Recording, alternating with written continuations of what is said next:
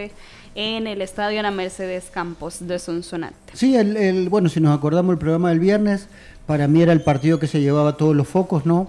Por una cuestión de entre comillas, los dimis y diretes que había con el entrenador, la salida del auxiliar, los cuestionamientos que hacía la gente, ¿no? Que a mí me parecían fuera del lugar en la forma, no en los argumentos, y quería ver a ver cómo se presentaba FAS después de la salida de su auxiliar técnico y con la nueva incorporación del profe Marenco. La verdad que me dio una imagen más pálida de la que vi contra Chalatenango, por supuesto, un equipo que llegó poco, que estuvo muy desordenado.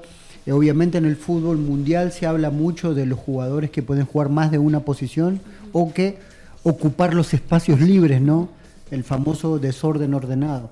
Pero cuando uno ve que el equipo rival te ataca por los lugares donde vos generás ese desorden, entonces quiere decir que no había un desorden, que están mal posicionados. A veces, como decimos, no juntar a todos jugadores en ataque no precisamente es que tengas un equipo ofensivo. FAS en el primer tiempo generó muy poco, si bien Salazar fue el jugador, como vemos en la imagen, que más recibió balones, pero recibió entre el área de él y el centro de la cancha, una zona que fue totalmente intrascendente, primero porque no tenía pase libre para ninguno de los delanteros, ni Gil, ni Wilma Torres, menos Blackburn.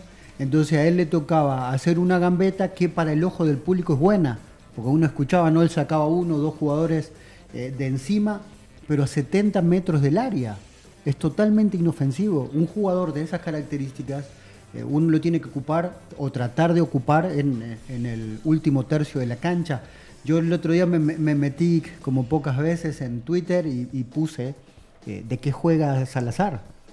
Y varias gente obviamente le tiran a uno y no tiene nada que ver con ser o no ser fascista, sino que era alguien que no siempre recibía bien, que recibía muy lejos del área y que me parecía que no era productivo. Y a todo esto terminan sacrificando a Polaco Marroquín en el lateral izquierdo, que a mí me parece que no estaba jugando un mal partido, pero como la posición de Gil con Blackburn era central, no había nadie que tomara el lateral derecho. Y el lateral derecho, Walter Torres, que es un chico que tiene un recorrido muy amplio, que a veces uno no lo ve tanto porque duda a la hora de atacar. El otro día, como no tenía nadie que lo marcara, llegaba siempre detrás de la espalda de Polaco. Obviamente el jugador más peligroso por la parte derecha es Landazuri. Sí. Entonces Marroquín estaba más preocupado por Landazuri. Landazuri, que estaban justo a la par de Corti, obviamente Corti le decía que hiciera zona interior para liberar el espacio de Walter Torres. Walter Torres en el primer tiempo llegó 3 veces con opción a gol, no él, sino que para generarla. Y bueno, por cuestiones de la cancha, a veces de los delanteros de Santa Tecla, no pudo generar ese gol. Y también la cobertura a la espalda de Polaco Marroquín estuvo deficiente, ¿no? Entonces creo que terminaron sacrificando a quien hicieron ver mal, pero lo hicieron ver mal por una cuestión de la parte táctica. Gil tampoco recibió muchas pelotas, le tocó también sacrificarse un poco, pelear más de lo que recibió. Yo pensé que a Gil lo iban a poner por la parte izquierda, no sé si se acuerdan que en unos partidos de la selección a él le tocó jugar o como extremo por derecha o como extremo por izquierda, ¿no? Sacrificado porque no es su posición, pero esta vez en FAS él jugó como detrás de Blackburn y como FAS no hacía llegar la pelota ahí y Santa Tecla la sacaba muy bien por los costados, Gil quedaba solo en el centro sin participar ni en ataque ni en defensa, y a Blackburn le pareció algo parecido.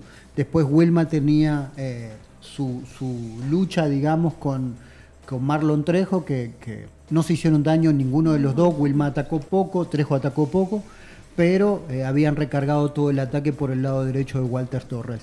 En el segundo tiempo no cambió mucho la situación, sí probablemente FAS mejoró un poquito en el pasado de balón porque obviamente ya tenía 45 minutos donde había sido superado, y después creo que también en cuestiones de los cambios se tardaron mucho en hacer, ¿no? Porque si a Gil no lo hacía jugar por el costado y lo quería hacer jugar de doble delantero, Me parece que para saltar la línea, el mejor jugador que vos tenés es Madrigal.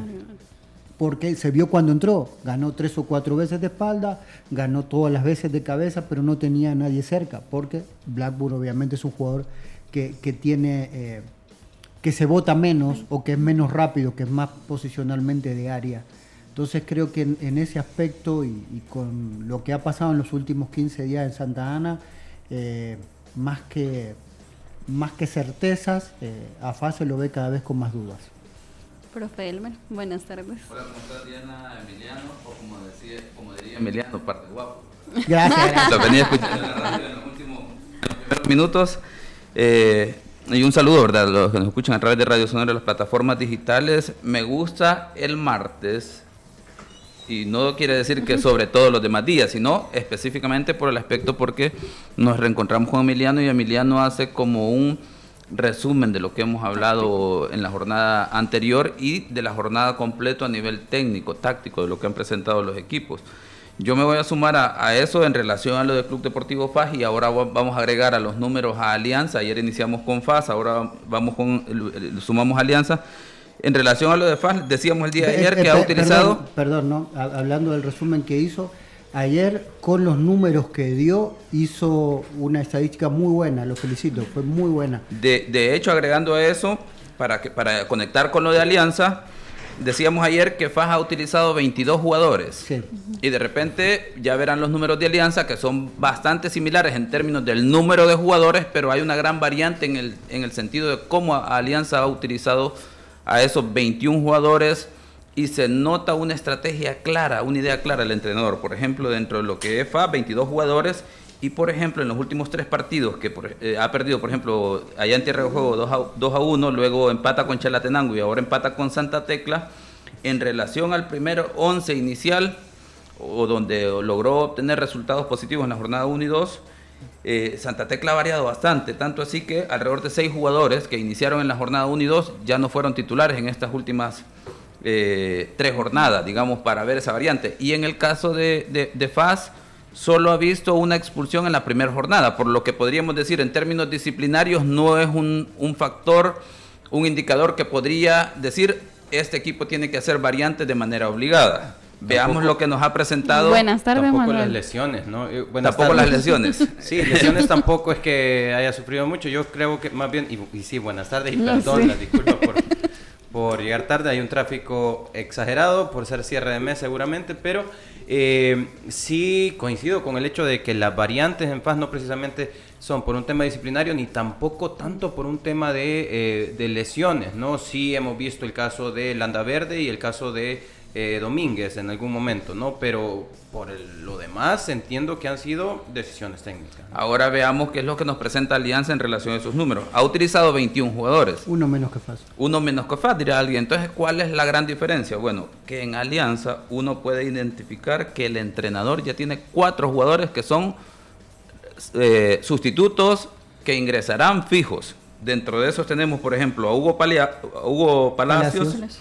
Emerson Mauricio, Emerson Amílcar y Hamilton Benítez. Esos son 4 jugadores que desde la jornada 1 hasta la jornada 7 seguro serán sustitutos que ingresarán en algún momento de acuerdo a la necesidad del entrenador. Por lo que estamos hablando que... Y hay una gran diferencia, perdón, profesor. Hay otra gran diferencia que hace más enfática las distancias en eso. Y es que Alianza sí ha sufrido expulsiones. Y Alianza sí ha sufrido lesiones también, ¿no? En todas sus líneas ha tenido expulsiones y lesiones. Y eso sí es un dato que sí te obliga a poder hacer rotaciones.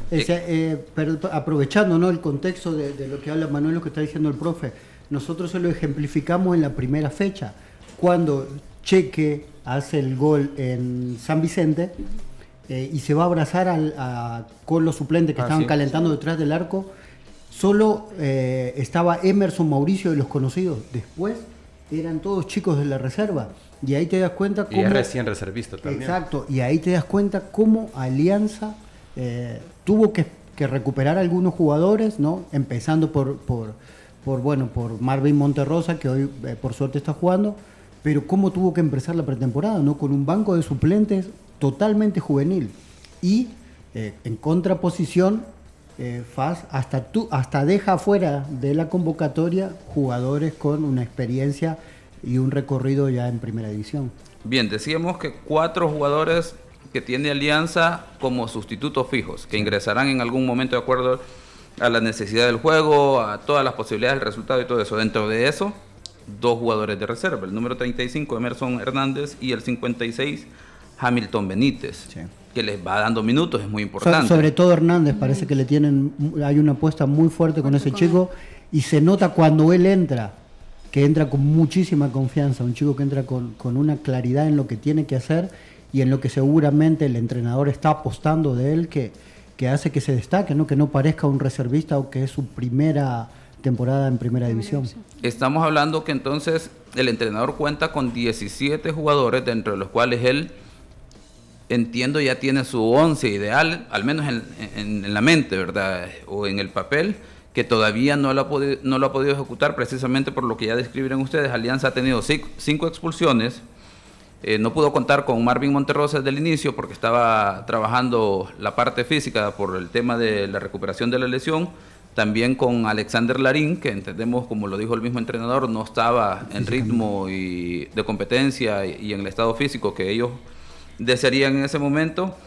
Y luego 2 lesionados, que es el caso de Iván Mancilla en la jornada 6 y Ezequiel Rivas en la jornada 4. Entonces, a eso sumémosle también que Mancilla, el extranjero, no vino a tono de entrada. También hubo varios partidos que se perdió. Murillo, el centro delantero, tampoco. El extremo extranjero tampoco estaba de entrada.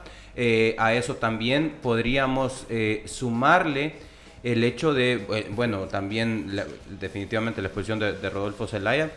Y la del flaco Mancilla en Chalate, que hace que Mancilla, el colombiano, sin estar a tono, emergentemente tuvo que hacer su debut en la saga central porque al flaco Mancilla lo expulsaron en Chalate. Y Kevin Mengíbar, el recién llegado, que tampoco estuvo al 100% de entrada, ¿no? Venía con una lesión. Entonces, lesiones sí ha padecido Alianza, expulsiones también ha padecido Alianza, ¿no? Sí, y luego podemos concluir que Alianza tiene al menos en esta dinámica 7 jugadores fijos con los que el entrenador cuenta de titular. En el caso de FAS, vamos a ver, digamos, si hay un número que por las estadísticas serían 5 jugadores, que posiblemente sean los jugadores que el entrenador sabe que serían titular en cualquier circunstancia. Pero vamos a ver, si tomamos en cuenta el hecho de todas las variantes que ha tenido Alianza en términos de lesiones, jugadores suspendidos, jugadores que no han llegado a tiempo a la pretemporada para poder ponerse a tono físico, creo que la idea la tiene más clara el entrenador con qué jugadores cuenta en su 11 inicial, y luego dependerá del estado de forma y el rendimiento de esos jugadores. Por ejemplo, uno puede identificar que Alexander Larín, una vez fue titular en la jornada 14, se ha vuelto en 4 jornadas el titular indiscutible en esa posición, por ejemplo.